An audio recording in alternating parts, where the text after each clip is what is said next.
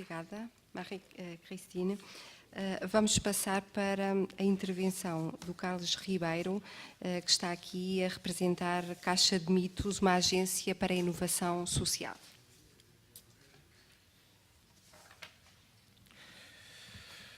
Boa tarde a todas e a todos. Alguns dos presentes conhecem mais como ANOP no passado, mas tenho muito prazer e um grande orgulho em estar presente nesta sessão de debate e de reflexão sobre a educação de adultos. E venho falar sobre o Manifesto de Bona, que é um manifesto de adultos aprendentes. Quanto mais aprendemos, mais queremos aprender. Quanto mais escrevemos, mais queremos escrever. Quanto mais lemos, mais queremos ler. As palavras passam a ser nossas amigas. Este é uma das referências do manifesto. Adultos aprendentes que decidiram assumir coletivamente um processo de auto-organização e de redigir um manifesto que tem por objetivo fazer valer a voz dos aprendentes no quadro da educação de adultos e também no contexto do desenvolvimento mais global, em termos políticos e sociais.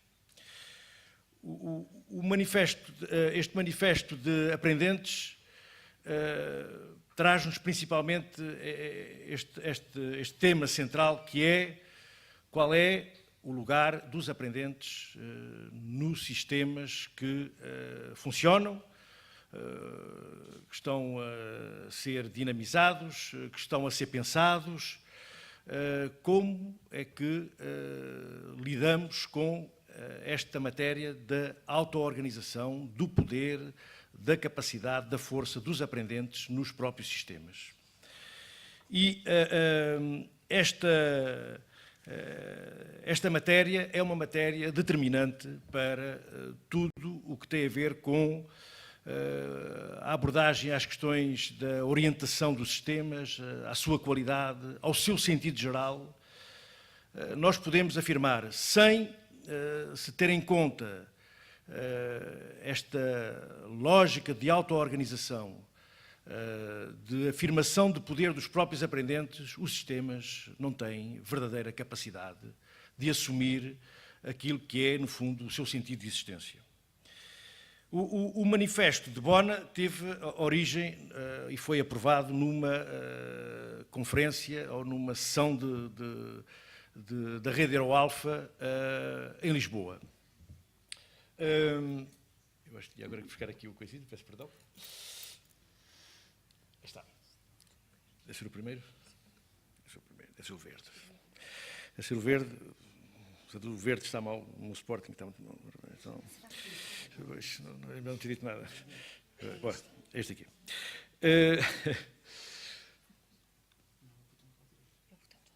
É o botão do lado direito. Pronto, aí está. Pronto, o sentido geral do manifesto é um sentido de tratar a questão do poder e da auto-organização dos aprendentes. Do ponto de vista dos desafios e do ponto de vista do processo do seu desenho e da sua elaboração, talvez valesse a pena ele ser pensado também como um quadro que se coloca no nosso país de uma forma pertinente e de uma forma desafiadora. É verdade que esta matéria não é nova e é verdade que esta matéria tem estado presente em muitas das preocupações e até algumas iniciativas e sugestões que foram sendo adiantadas nos últimos anos. Recordo-me, por exemplo, do modelo que foi sugerido para os clubes Saber Mais, no quadro de toda aquela panóplia que foi estruturada e organizada para a dinamização da educação de adultos, naquele quadro muito centrado nas lógicas da ANEFA, em que esta abordagem à auto-organização, a favorecer os clubes saber mais, favorecer uma atuação auto-organizada dos próprios adultos, já estava presente e não só, foi talvez uma das suas formalizações mais evidentes, mas é um assunto que é recorrente, que está presente. A questão que pode ser colocada é: será possível dar mais força, dar mais capacidade, dar mais sentido a esta promoção, a este sentido de atuação em favor do poder dos aprendentes, da sua auto-organização, e ir para além daquilo que já vamos fazendo ou daquilo que está a ser feito e daquilo que eventualmente estará a ser pensado, ser feito no futuro. Este manifesto foi elaborado pelos próprios aprendentes. Baseou-se numa lógica de trabalho colaborativo e partindo desta ideia-força que foi muito disseminada na altura pela Iniciativa Comunitária ICLO, que era: nada sobre nós sem nós. E este sentido de nós queremos estar presentes naquilo que nos diz respeito. E queremos, eventualmente na justa medida, que para uns será todas as medidas, para outros serão algumas medidas, nós queremos que a nossa voz seja importante e, por vezes, decisiva naquilo que é o desenho das ações, das atividades, dos sistemas que nos dizem respeito. E, neste sentido, a co-construção, o trabalho colaborativo desenvolvido para a elaboração deste manifesto foi ele próprio um processo de aprendizagem, um processo de apropriação por parte dos próprios aprendentes. Só referir que o quadro da sua realização foi a rede Euralfa, que é uma rede europeia para a alfabetização e a literacia, que é uma rede que centrou durante 3 anos a sua atuação nesta preocupação central, mas que também teve incidência na própria atuação dos formadores, dos animadores, digamos, de formação, respondendo ou procurando responder a uma das exigências dos aprendentes, que consiste em: os formadores, os educadores devem desenvolver competências específicas, apropriadas, adaptadas, adequadas a uma relação com os aprendentes e estabelecerem, à partida, como ponto inicial, um processo de diálogo com os aprendentes para realizarem a sua própria atividade. Os formadores que têm uma atuação unilateral e de olhar único sobre os processos de aprendizagem não estarão a desempenhar o seu papel de uma forma, digamos, tão adequada quanto seria necessário. O manifesto foi elaborado pelos próprios aprendentes, foi realizado num processo de co-construção e foi também uma plataforma de inovação e de alguma criatividade para os processos de consolidação e de apropriação por parte dos aprendentes que estavam a desenhar o manifesto. Veja-se que se, para além do sentido crítico, do espírito crítico, de uma grande abertura e de uma grande combatividade, os aspectos metodológicos, como sejam aspectos ligados ao teatro, ligados à interação, digamos, dentro do grupo, que forçou a um processo de construção, principalmente a partir de uma combinação muito feliz entre os aspectos mais racionais, os aspectos mais emocionais, os aspectos de grupo, os aspectos de sentimento da pertença, de um pouco de lógica de clube combativo que pretende fazer ouvir a sua voz. Não há possibilidade de desenhar um processo deste tipo sem um grande envolvimento e uma grande paixão pelo tema que se está, digamos, a procurar desenvolver e a procurar enunciar.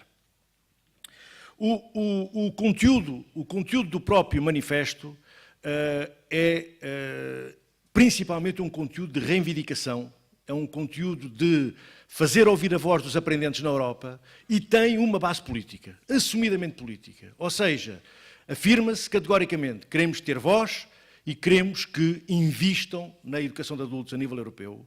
Queremos que deem atenção àquilo que são as nossas exigências, o nosso sentimento e o nosso sentido para a educação de adultos, e queremos passar a ser importantes a esse nível, digamos, a nível europeu em cada um dos países.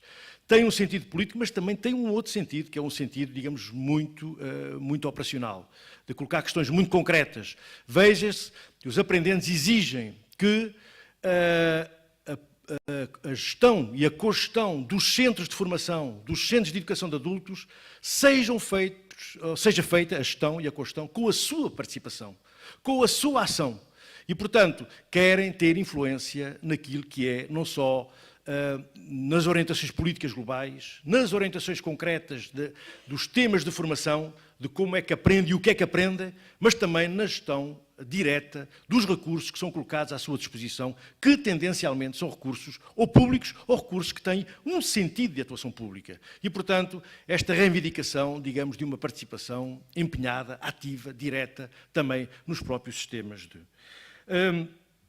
O manifesto e os seus conteúdos eu não tenho condições para o dissecar, como é óbvio.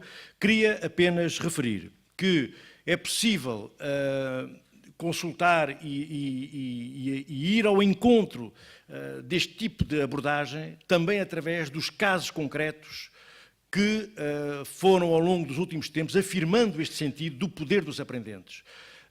Apenas referir, veja-se, por exemplo, o caso do congresso anual que há em Barcelona, todos os anos, o Congresso Anual de Aprendentes, que reúne associações e federações de aprendentes que realizam o seu congresso numa lógica autónoma, numa lógica reivindicativa, mas também numa lógica de afirmar e desenhar coisas para o futuro.